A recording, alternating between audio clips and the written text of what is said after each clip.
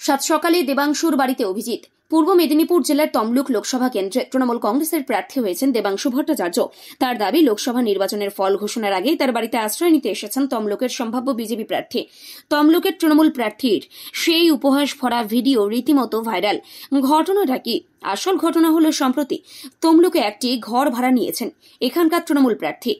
আজ সকালে দেখা যায় সেই ভাড়া বাড়ির নিচে সিঁড়ির কোণে একটা সাপ দেখা যায়, আর সেই সাপকে দেখেই বিজেপি নেতা তথা তমলুক লোকসভা কেন্দ্রের সম্ভাব্য প্রার্থী প্রাক্তন বিচারপতি অভিজিৎ গঙ্গোপাধ্যায়কে কটাক্ষ করেছেন দেবাংশু।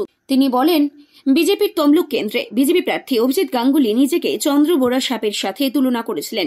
উল্লেখ্য, প্রাক্তন বিচারপতি অভিজিৎ গাঙ্গুলির নাম তমলুকের সম্ভাব্য বিজেপি প্রার্থী হিসেবে প্রচার হলেও এখনও বিজেপির তরফে অফিসিয়ালি কোনো ঘোষণা হয়নি, কিংবা বিজেপির কোনো নেতা নেত্রী এই প্রচার সত্য অসত্য বলে দাবি করেননি। এদিন ভাড়া বাড়ির সিঁড়ির নিচে সাপ দেখা মাত্রই ব্যঙ্গ করে অভিজিৎ গঙ্গোপাধ্যায়কে নিশানা করলেন দেবাংশু ভট্টাচার্য।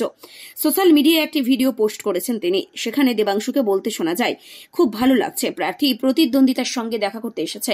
আমরা বন দপ্তরে খোঁজ দিয়েছি, ওনারা এসে একে নিয়ে যাবেন। দেখা করতে চলে এসেছেন, আমাদের খুব ভালো লাগছে। আমরা বন দপ্তরে খবর নিয়েছি, বন দপ্তর এসে বিজেপি প্রার্থীকে নিয়ে পুনরায় চলে যাবেন। ব্যুরো রিপোর্ট, এখন সংবাদ।